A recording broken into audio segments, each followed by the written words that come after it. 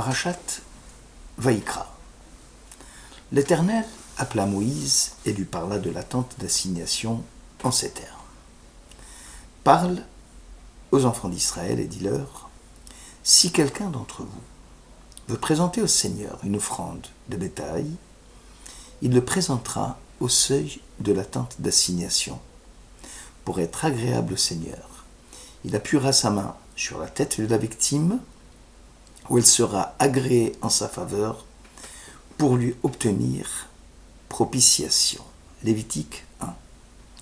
Notre section est celle des sacrifices, en hébreu korban. Sacrifice a pour racine étymologique les karev, vivre en proximité de Dieu. À la suite de la destruction du temple, la liturgie a délogé le sacrifice. Toutefois, l'offrande, tout le temps qu'il était permis de le faire, avait un impact plus direct que la prière, car rapproche par l'acte et non seulement par l'intention l'homme de son Créateur. Dans le judaïsme, par-delà la spiritualité, c'est d'abord le sens de l'observance. Le judaïsme, c'est une religion en acte. Cela va de pair avec les 5 sens, qui expriment pour ainsi dire l'ensemble des sentiments intérieurs par une mosaïque d'actions qui appelle à la fois un accomplissement extérieur et un acte de l'âme. L'esprit et le cœur ne laissent jamais d'être engagés dans le culte de Dieu. L'essence de l'offrande, c'est d'abord l'appui de la main de celui qui offre sur la tête du sacrifice, puis la contrition qui suit le mea culpa. Seule la teshuva, la repentance, et le retour sur soi par introspection vont permettre l'effacement de la faute. L'influence du culte sur la vie juive à l'intérieur du temple revêtait une importance capitale en Israël. Aussi, dans nos prières quotidiennes, nous implorons Dieu de restituer les pontifes dans leurs fonctions, les lévites dans leur chorale. Il était donc évident que les offrandes avaient pour finalité l'éveil de la conscience, car l'humain est constitué de sentiments et que l'égoïsme est capable de submerger sans peine les tourments de la conscience. La conscience ne peut aller au-delà des capacités, de ses capacités. C'est une voie intérieure, un organe de prévention, un frein et non un chemin. C'est sur la tradition liturgique que l'on doit s'appuyer, car c'est d'elle que l'on doit apprendre à interpréter et à appliquer la loi de Dieu. Les falsificateurs du judaïsme se sont appuyés sur les paroles des prophètes pour fustiger le culte sacrificiel, en prétendant que les prophètes se sont opposés au dit culte. La vérité est tout autre. Les prophètes d'Israël rejetaient l'idée de considérer que le judaïsme pouvait se réduire aux offrandes, c'est-à-dire en oubliant que les sacrifices ne sont qu'un moyen et non un but. Les holocaustes du sacrifice ont-ils autant de prise aux yeux de l'Éternel que l'obéissance à la voix divine? L'obéissance vaut mieux qu'un sacrifice, et la soumission à Dieu plutôt que les graisses des béliers. Samuel, chapitre 1. Dans la réprimande de Samuel, ce dernier ne condamne pas les sacrifices, le rituel, mais s'élève contre l'idée de considérer l'offrande comme libération de l'obligation du donateur d'amender sa conduite et son comportement. Isaïe aussi fustige les donateurs des sacrifices. Au chapitre 1, verset 11. « Que m'importe, dit l'Éternel, la multitude de vos sacrifices. Je suis saturé de vos holocaustes, de brebis, de la graisse de vos victimes. Le sang de vos taureaux des agneaux et des boucs, je n'en veux point. Ce qui compte aux yeux du prophète Isaïe, chapitre 1, verset 16.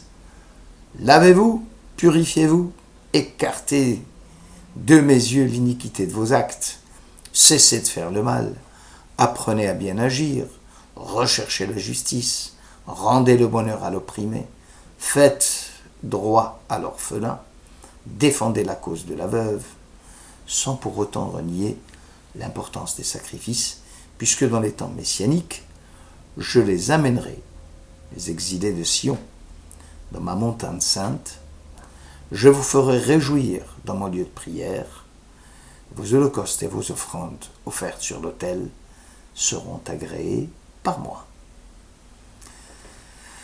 Maïmonide, dans ces deux ouvrages majeurs, s'adresse tantôt à l'ensemble du peuple juif, dans Hayad HaChazaka, tantôt à ceux qui ont perdu la foi de leurs ancêtres, en cherchant dans la philosophie grecque des réponses à leurs doutes métaphysiques dans le Guide des égarés, Moré Nevuchim. Un livre entier est consacré dans Hayad HaChazaka, du Maïmonide aux lois sacrificielles. Le maître explique, convainc, affirme qu'il n'y a pas lieu de chercher des raisons logiques au culte sacrificiel. Il fait partie des statuts dont le sens nous échappe et conclut que le monde tient grâce au mérite des sacrifices et que la Torah a fait précéder les statuts aux autres mitzvot, ushmartem et trukotai ou mitzvotai. Vous observerez mes statuts et après mes commandements. Dans le Guide des égarés, au chapitre 3, Rambam tente quand même de donner une explication rationnelle aux lois sacrificielles. Les offrandes, dit-il, symbolisaient les divinités païennes dans l'Antiquité, comme le mouton en Égypte, le bélier en Chaldée ou la vache sacrée aujourd'hui en Inde. Aussi, la Torah demande de les sacrifier à Dieu, dans le but d'éradiquer le culte étranger au sein d'Israël. Nachmanide s'élève violemment contre une telle interprétation, puisque la Torah elle-même affirme que les offrandes constituaient Reach Nichoach Lashem, une odeur agréable à Dieu. Ramban enfonce le clou en soutenant que Abel et Noach, qui n'étaient pas idolâtres, avaient offert, dès les origines de l'humanité, des sacrifices à Dieu. Et cela, bien avant l'apparition sur la scène internationale des Égyptiens et des Chaldéens. Nachmanide explique alors que le sacrifice au sens littéral a pour finalité la soumission de l'homme devant son Créateur. Et dans un sens plus mystique, l'offrande a une influence sur le système céleste. Abrabanel prend la défense de Maïmonide et souligne qu'il y a plusieurs niveaux à distinguer dans le culte divin. En sommet, on trouve la liturgie et la conduite éthique de l'homme. Un grand nombre de nos prophètes ont fustigé le culte si la finalité n'était pas l'élévation spirituelle du donateur. Adam et son fils ont offert des sacrifices à Dieu. Seulement, cela se faisait avec la présence de la kavana, de la bonne intention qui est absolument nécessaire à l'accomplissement de tous les actes religieux. Les circonstances naturelles indiquent le but de l'acte, l'intention étant implicitement présente. Dieu ne pouvait pas, d'un coup de baguette magique, extirper le culte païen d'Abrabanel du cœur de ses adorateurs. Aussi laissera-t-il en vestige le culte sacrificiel, pourvu que l'intention soit bonne et dirigée vers Dieu. Abrabanel cite à l'appui le Midrash Rabbah sur Lévitique 22, étant donné qu'Israël était enclin à adorer des dieux païens en Égypte et offrait des sacrifices interdits aux rites païens, dont le symbole est le bouc, Dieu dit alors à Moïse qu'il m'offre les sacrifices dans l'attente d'assignation pour qu'ils soient séparés, enfin, de leur divinité païenne. Meshech Chochma fait une distinction entre les sacrifices offerts sur les hauts lieux dits Bama et dont le but est d'éloigner les fils d'Israël du culte païen et les offrandes offertes dans le temple et dont l'objectif est la jonction du monde céleste et du monde terrestre. Les sacrifices constituent pour Meshech Chochma une action hautement élevée et spirituelle, selon la parole du psalmiste dans le psaume 51, « Car tu ne souhaites pas de sacrifices, je les offrirai volontiers, et tu ne prends pas plaisir aux holocaustes. » Ceci, dit le Meshech Chochma, concerne les hauts lieux qui servaient les sacrifices avant l'édification du temple. Ah, dit Meshech Chochma, ici un verset, dans ta bienveillance, daine restaurer Sion, alors tu agréeras des sacrifices pieux, holocaustes et victimes parfaites. Alors on présentera tes taureaux sur ton autel. Cela concerne les sacrifices à l'intérieur du temple. Akedat Yitzhak souligne que le sacrifice est un acte de grâce et de remerciement adressé à Dieu. La Torah, ayant connaissance parfaitement de la psychologie humaine, permet à l'homme d'exprimer sa reconnaissance à son Créateur. Le Maharal de Prague pense que le sacrifice symbolise l'effacement de l'être face à son Créateur, permettant ainsi à l'homme de se régénérer en se libérant du poids de ses fautes et de prendre un nouveau départ dans la vie, sans remords et sans la voix de la conscience. Bref, le sacrifice est lié à la ligature d'Isaac et reste pour toutes les générations à venir le symbole de la sanctification d'Israël. Le Saint béni soit-il demande à l'homme d'être prêt au sacrifice pour la cause divine lorsque le saint nom est profané. Si quelqu'un d'entre vous veut se présenter au Seigneur, Adam qui acrive Mikem, en offrande, toute observance ici par le culte sacrificiel est un exercice préparateur à l'art d'aimer Dieu, à provoquer la dévotion du cœur, même la mitzvah, comme le sacrifice qui exige un objet concret et un acte extérieur, demande une participation du cœur.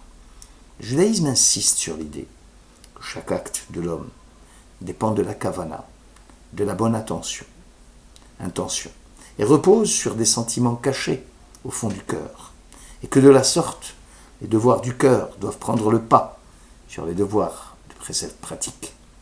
Aucune partie de la loi n'exige une plus stricte adhésion aux formes extérieures que le rituel du temple de Jérusalem.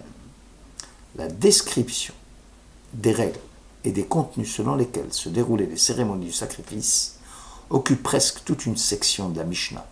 Mais il est significatif de voir que les deux principaux traités de cette section commencent par une sentence sur l'attitude intérieure du prêtre et insistent sur le principe de la validité de la cérémonie dépend avant tout de ce qui se passe dans l'esprit du prêtre. Après avoir présenté tous les détails du cérémonial, le compilateur de la Mishnah reprend le principe fondamental et conclut le second traité par une sentence « Il revient au même d'offrir peu ou beaucoup, pourvu que l'on dirige son cœur vers le ciel. » Le judaïsme ne s'intéresse pas aux automates. La principale fonction de l'observance n'est pas d'imposer une discipline, mais de nous maintenir en état de sensibilité spirituelle. Le vrai héros est supérieur à ses actes, et le véritable homme pieux est supérieur à ses rites. Le judaïsme n'est pas seulement l'accomplissement des actes rituels ou moraux, c'est oublier que le but du culte est la transformation de l'âme de l'individu. Accomplir les actes de sainteté, c'est intégrer à soi-même la sainteté de ses actes. Aussi, rendre un culte au Saint béni soit-il, c'est pour être soi-même saint. Les actes peuvent refléter ou purifier le moi, mais ne constituent pas la subsistance de la vie intérieure. Car le but de l'homme est d'être l'incarnation de la Torah, et le but de la Torah, c'est d'être dans l'homme, en son âme et en ses actes. Merci de votre écoute.